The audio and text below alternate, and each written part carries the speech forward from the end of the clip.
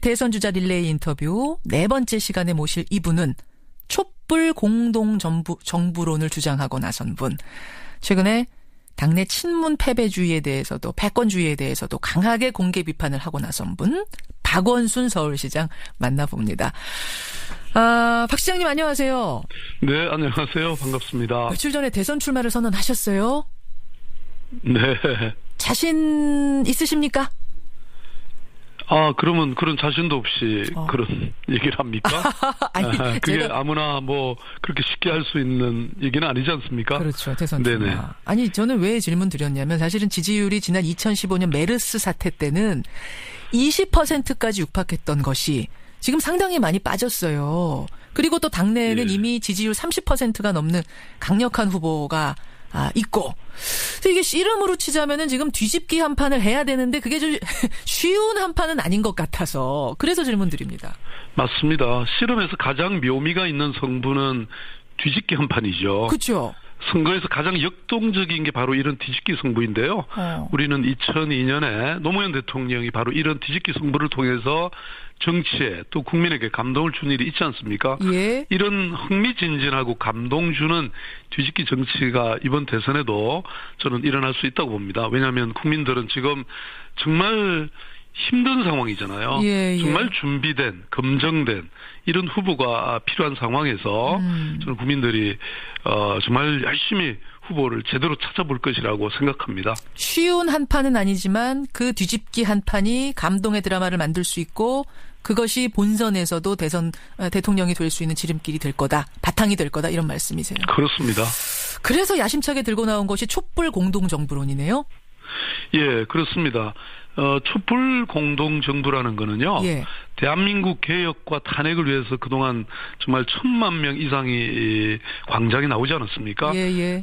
이런 그 야당과 시민들이 함께 참여해서 만드는 정부를 저는 추천하고 있습니다. 그러니까 지금은 사실 어느 정당 후보가 당선이 돼도 예. 소수 정당이 집권하게 되기 때문에 이런 공동정부가 아니면 정말 국민들이 원하는 그 엄중한 개혁을 추진하기 어렵습니다.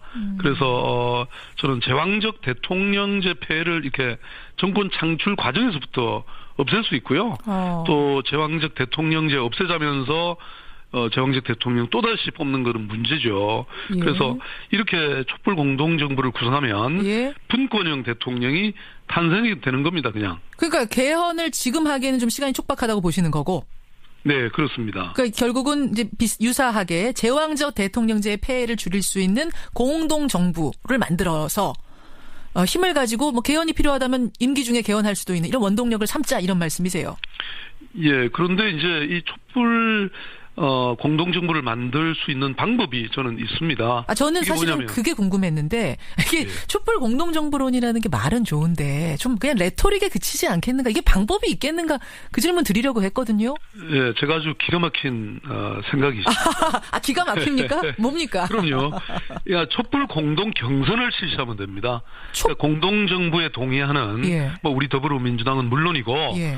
정의당, 국민의당 또 심지어는 시민사회를 포함한 모든 국민들이 참여하는 그런 촛불 공동경선을 통해서 야권 단일 후보를 선출하자는 것이죠. 사실 뭐 광화문 광장을 비롯해서 전국에 각 지역별로 촛불 집회가 열렸던 광장들이 있지 않습니까? 있죠. 네, 이 촛불 광장에다가 수만 개의 투표소를 설치해가지고 예. 누구나 자유롭게 예? 공동정부의 후보 선출에 참여하게 하자는 것이죠. 그러면 정말 그동안 어린아이까지 가족들이 함께 예. 투표소에 나와가지고 예. 민주주의 산 교육도 되고 또 대통령 후보를 스스로 뽑는 자긍심도 갖게 되는 거죠. 만약에 이렇게 뽑힌 대통령 후보라면 예. 당연히 촛불 시민들이 뽑아주었다는 자부심도 생기고요. 뭐 그야말로 정권 교체 자체 간의 축제도 되고 축제가 되고 네. 사실 뭐 제가 지난 2011년 예. 서울시장 선거 나왔었을 때도 그때는 저는 무소속 후보였거든요. 그렇죠. 당시 민주당과 민주노동당 후보가 함께 공동경선을 실시한 경험이 있습니다. 그래서 물론 이제 요거는 그 18세 이상 예.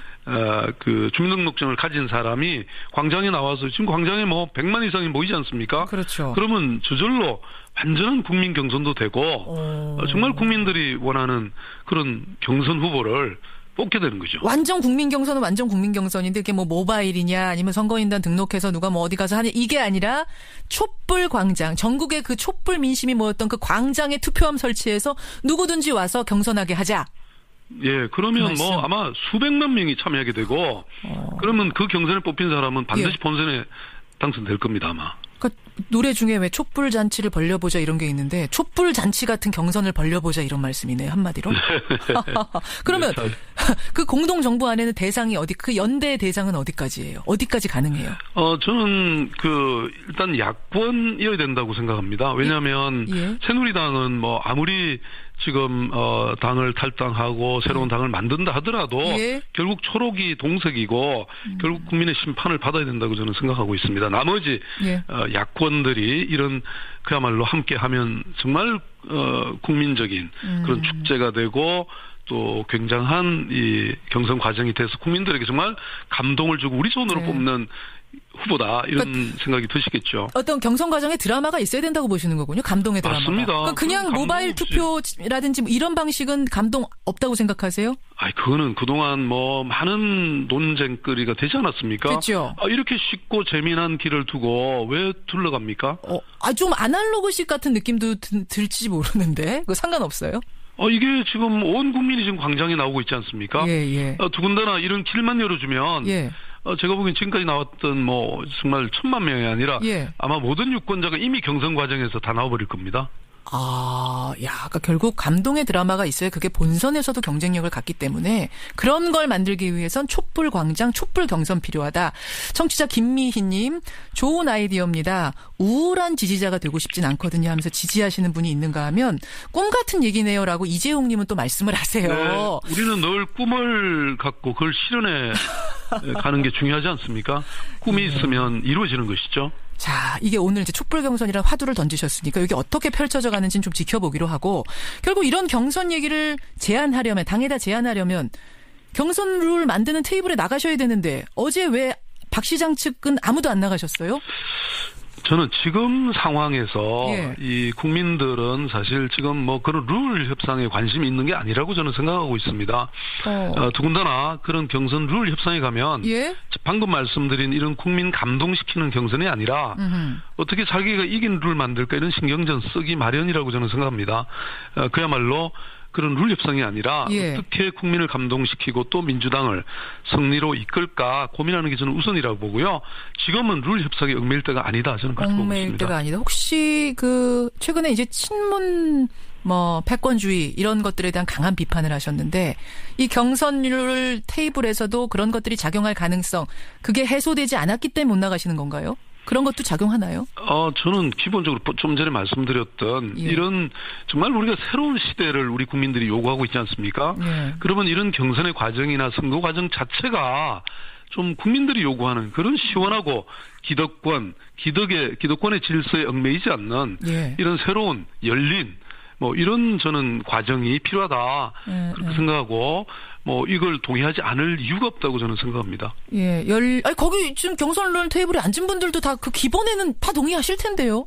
그래서 이런 거는 사실 제가 보기에는 이른바 주자들이 서로 다 합의할 수 있는 일이라고 생각합니다. 당이 구태여 그렇게 나서지 않아도 되고 후보들이 사실 결정해서 하면 당은 지지해 주시고 또 만약에 어려우면 그때 가서 조정해도 되는 거라고 저는 생각하고 있습니다.